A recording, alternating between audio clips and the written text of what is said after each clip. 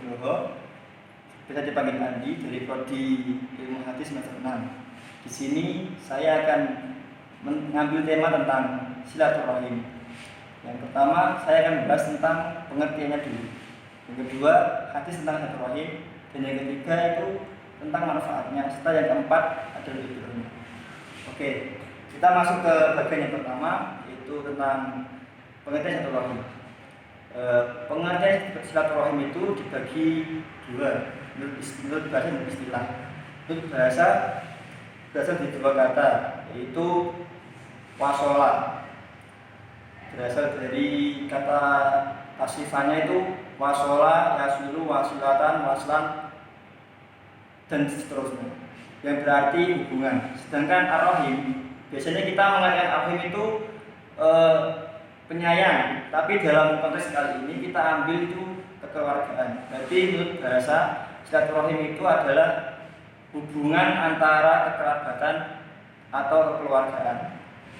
Sedangkan secara istilah, saya sendiri itu adalah di Indonesia itu lekat sekali dengan hubungan antara saudara, baik dengan keluarga sendiri, teman, sanak keluarga maupun yang lain. Contohnya seperti memberi hadiah, memberi senyuman, terus memuliakan orang lain, dan itu dianggap sebagai bagian dari silaturahim di Indonesia pada umumnya.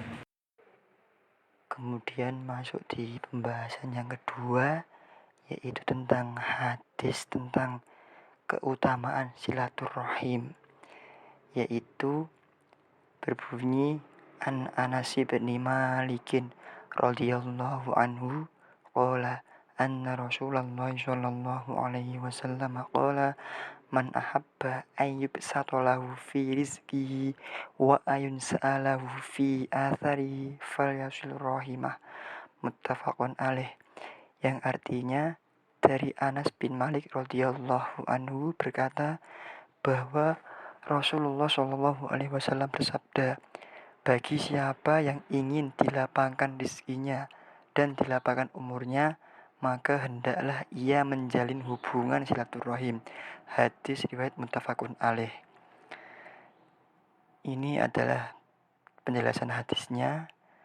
Silaturahim merupakan sarana untuk memperoleh ridho dan pahala dari sisi Allah, sekaligus sebagai media untuk mendapatkan kelapangan rezeki di dunia.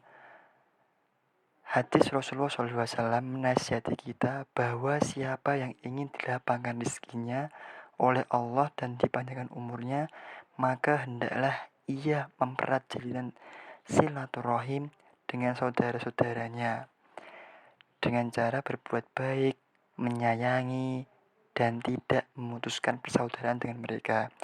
Ini semua adalah dinilai sebagai sedekah oleh Allah Subhanahu wa taala.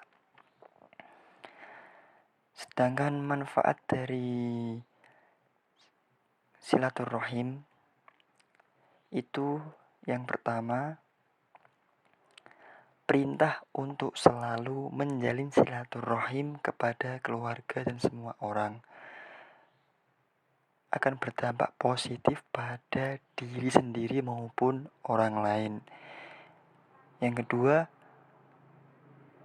diberikan keluasan rezeki dan diberi keberkahan dalam kemudahan dalam usianya. Yang ketiga, disediakan surga baginya. Allah akan menyediakan surga bagi orang yang bersilaturahim.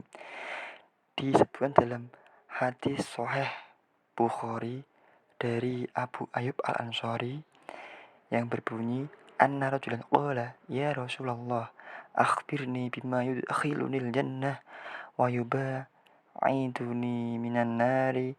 Faqala nabiyyu laqad wufiqa aw qala laqad hudi kaifa qulta fa'atarrajulu faqala nabiyyu ta'budullaha la tusyrik bihi syai'an wa tuqimus sholata wa tu'tiyaz zakata wa tasilu dzarahimika. Falamma adbaru qala nabiyyu sallallahu alaihi wasallam in tamassaka bima amartu bihi dakhulal jannah, yang artinya bahwasanya ada seorang berkata kepada Nabi Shallallahu Alaihi Wasallam, "Wahai Rasulullah, beritahukan kepadaku tentang sesuatu yang bisa memasukkan aku ke dalam surga dan menjauhkanku dari neraka." Maka Nabi Shallallahu Alaihi Wasallam bersabda, "Sungguh dia telah diberi taufik atau sungguh telah diberi hidayah. Apa tadi yang engkau katakan?" Lalu itu pun mengulangi perkataannya. Setelah itu Nabi Shallallahu Alaihi Wasallam bersabda, "Engkau beribadah kepada Allah dan tidak menyekutukannya dengan sesuatu pun, menegakkan sholat, membayar zakat, dan engkau menyambung silaturahim."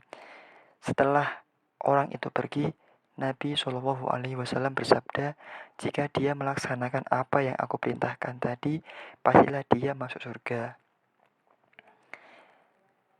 Yang keempat, akan mendapat pahala yang besar. Rasulullah Shallallahu Alaihi Wasallam telah menjelaskan bahwa menyambung silaturahim lebih besar pahalanya daripada memerdekakan budak. Dalam hadis Sahih Bukhari dari Maimunah Ummul Mukminin, dia berkata, "Ya Rasulullah, asy'arta anni a'taqtu walidati." Qala au fa'alti qalat na'am qala ama innaki law a'taitiha akhwalaki kana a'duma li ajriki. Yang artinya, "Wahai Rasulullah, tahukah engkau bahwa aku memerdekakan budakku?" Nabi bertanya, "Apakah engkau telah melaksanakannya?" Ia menjawab, "Iya." Nabi bersabda, "Sesungguhnya engkau berikan budak itu kepada paman-pamanmu, maka itu akan lebih besar pahalanya." Dan yang kelima, dicintai keluarganya. Rasulullah Shallallahu Alaihi Wasallam bersabda, "Manittaqa rabbahu wa shalla rahimahu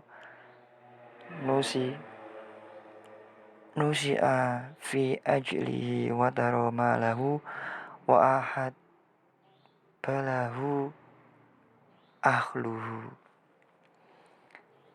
Yang artinya, siapa yang bertakwa kepada Rabb-Nya dan menyambung silaturahim, niscaya umurnya akan diperpanjang dan hartanya akan diperbanyak, serta keluarganya akan mencintainya. Hadis riwayat Bukhari. Yang dimaksud dengan silaturahim bukan membalas kebaikan orang lain dengan kebaikan yang sama, melainkan menyambung apa yang telah putus dalam hubungan hablum minan nas.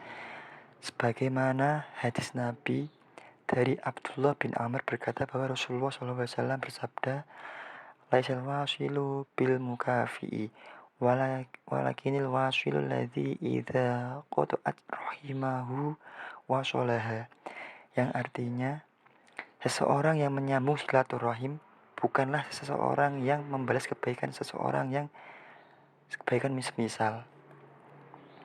Akan tetapi, seseorang yang menyambung silaturahim adalah orang yang berusaha kembali menyambung silaturahim setelah sebelumnya diputuskan oleh pihak lain.